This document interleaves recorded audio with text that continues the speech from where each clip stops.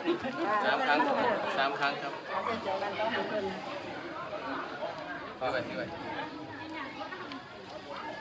แต่ว่าพลาดแล้วป่ะ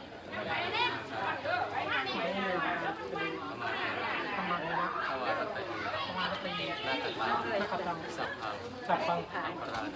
อัปราทังอามาทเวบาปกรรมใดที่ลูกได้ล่วงเกินด้วยกายด้วยวาจาด้วยใจวันนี้ลูกขอโหสิกรรมให้พ่อแม่ได้โปรดโหสิกรรมแก่ลูกด้วยเถิดสาธุ โหสิกรรม อโหสิกรรม อโหสิกรรม อโหสิกรรม อโหสิกรรม อโหสิกรรม สาธุสาธุสาธุ สาธุสาธุ